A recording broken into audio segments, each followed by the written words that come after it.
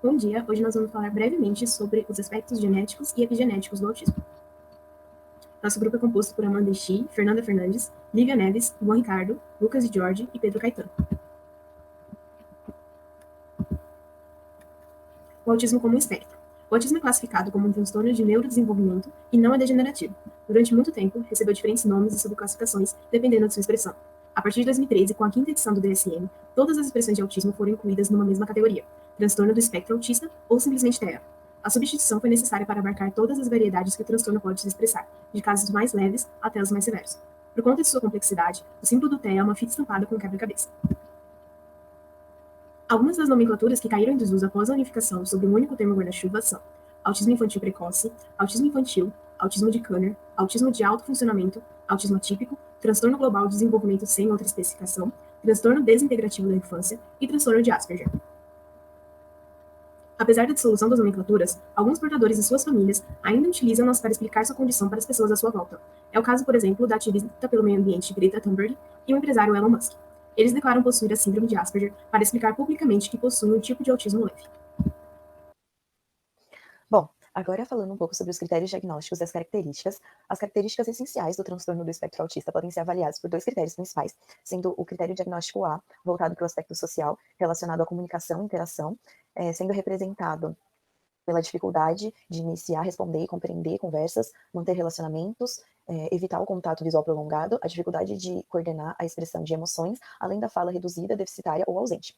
Já o critério diagnóstico B está relacionado com o aspecto comportamental, interesses e atividades, onde se destacam os padrões restritos e repetitivos de comportamento, a manipulação metódica de objetos, repetições motoras, o sofrimento diante de mudanças na rotina e a fixação por determinados assuntos.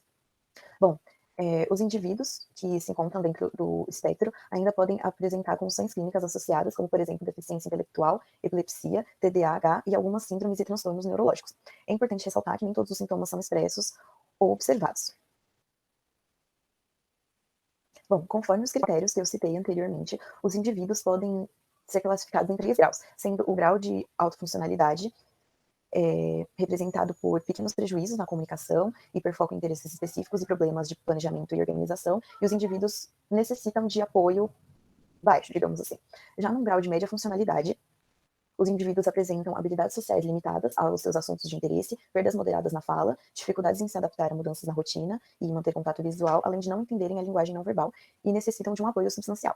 Já no grau de baixa funcionalidade, os indivíduos apresentam prejuízos intelectuais graves, alta sensibilidade a sons e luz, fala limitada ou inexistente, comportamentos repetitivos, problemas motores e mudanças de personalidade, até mesmo apresentando agressividade, e necessitam de muito apoio substancial. Bom, conforme estimativas da OMS, cerca de 1% da população mundial se enquadra dentro do espectro e a maioria não teve acesso a um diagnóstico. E no Brasil, cerca de 2 milhões de habitantes se enquadram dentro do espectro. Bom, se formos pensar conforme a teoria darwinista, em algum momento ao longo do processo evolutivo, o autismo teria desaparecido, porém nós sabemos que isso não ocorreu.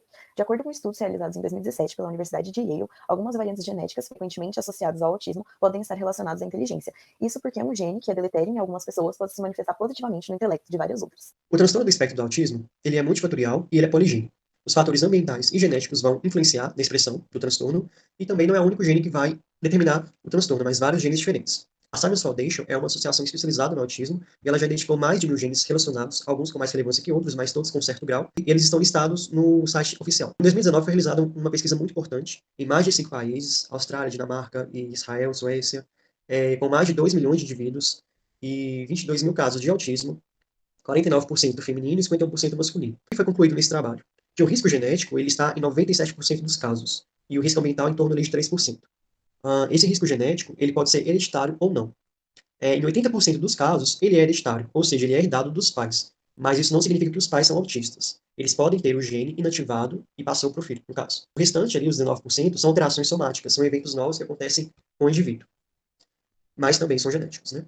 As variantes raras são aquelas que acometem menos de 1% dos indivíduos, e as variantes comuns são aquelas que acometem mais de 1% dos indivíduos.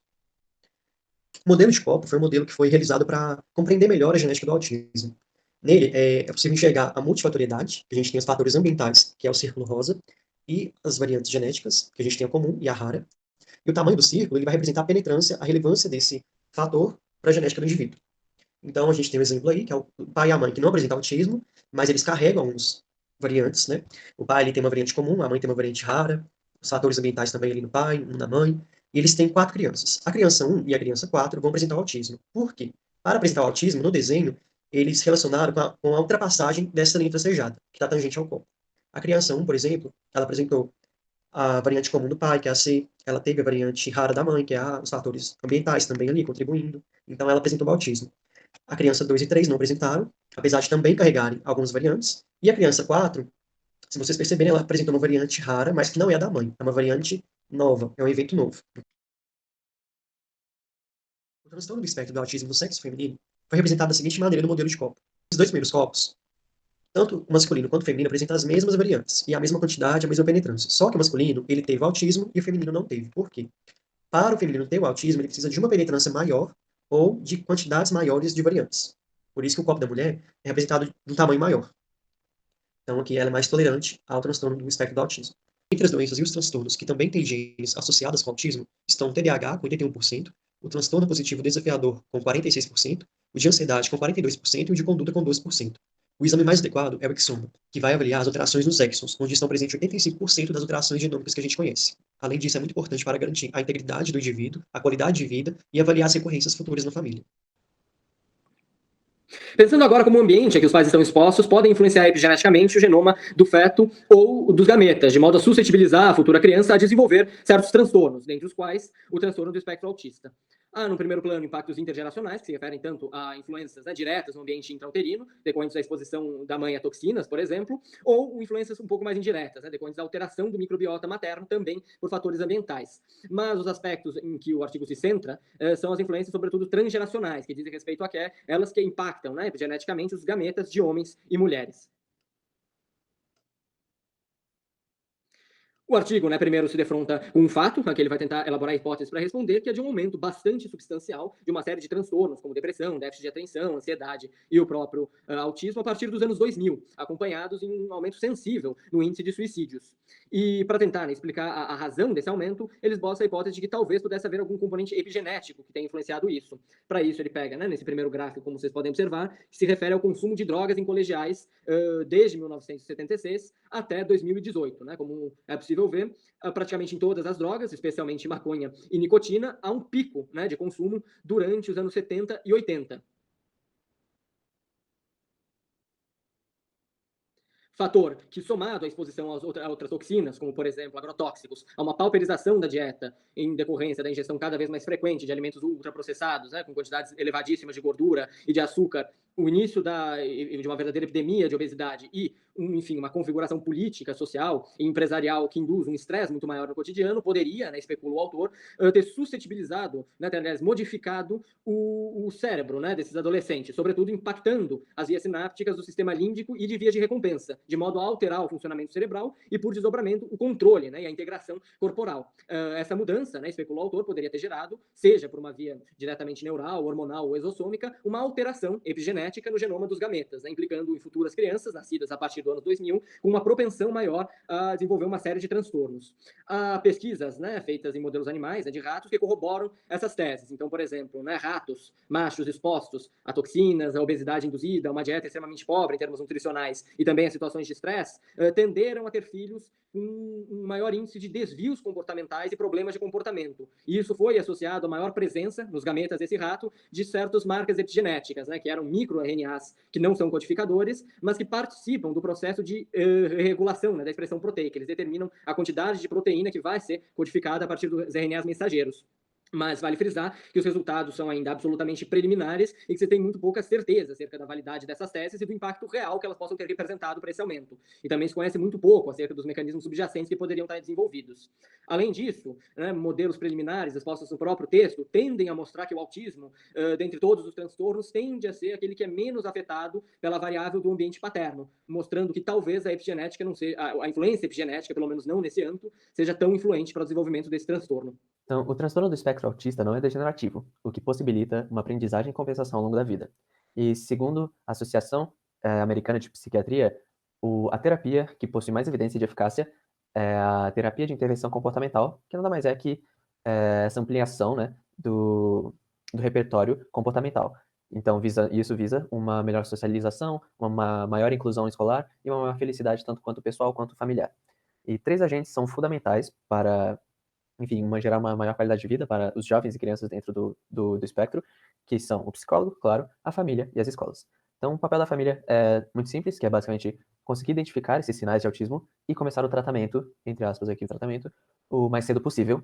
E o papel das escolas também aqui é fundamental, muito fundamental, que na escola é onde acontece, né, essa primeira formação de rede, de amigos e de novas experiências, e que infelizmente não é algo que acontece com os jovens dentro do espectro. Então, é importantíssimo que a escola incentive e torne um hábito essa conversa sobre diversidade, mas não só apenas quando você está na presença de alunos dentro, de alunos de inclusão. E o papel do psicólogo, claro, é fundamental, porque ele deve criar uma relação horizontal e fornecer essa troca, esse intercâmbio social com o jovem dentro do espectro. E como que ele pode fazer isso de uma maneira mais efetiva? Ele pode fazer isso juntamente com um jovem comum, não apenas uma sessão com o jovem do espectro e o psicólogo, mas adicionar ali um jovem comum, que o jovem dentro do espectro ele vai se sentir uma maior identificação com esse jovem assim numa mesma faixa etária, numa mesma que também está passando por essa fase, né, que está numa escola, e vai ser algo muito mais natural do que uma conversa apenas com o psicólogo. Mas, claro, o psicólogo sempre tem que ficar ali para supervisionar e auxiliar de toda maneira possível. Atualmente, além dos tratamentos convencionais, é crescente enfoque na terapia genética. Vários projetos buscam estudar células de indivíduos com TEA para entender melhor a influência de cada gene na manifestação do transtorno e na manifestação de comorbidades associadas. Um exemplo disso é o projeto brasileiro Fada do Dente, que faz estudos a partir da polpa do dente de leite doado por crianças com TEA. A partir desses estudos, é possível elaborar tratamentos mais específicos e individualizados para cada manifestação do transtorno, como escolher medicamentos mais eficientes e tratar antecipadamente possíveis comorbidades atreladas a um certo gene. Essa abordagem genética gera polêmicas dentro da comunidade do TEA. Por um lado, ela pode acabar por interpretar o transtorno como uma doença que pode ser curada, ao invés de uma condição neurodivergente, isso é, uma condição neurológica atípica, mas que deve ser entendida e respeitada como qualquer outra diferença humana. No entanto, por outro lado, há também o argumento que para indivíduos com baixa funcionalidade, essa terapia genética pode ser muito benéfica para aliviar alguns sofrimentos e dificuldades, bem como prevenir o surgimento de comorbidades associadas. É importante lembrar que o espectro é realmente muito amplo e que a escolha ou não de certo tratamento vai variar de indivíduo para indivíduo. É isso, muito obrigada pela atenção.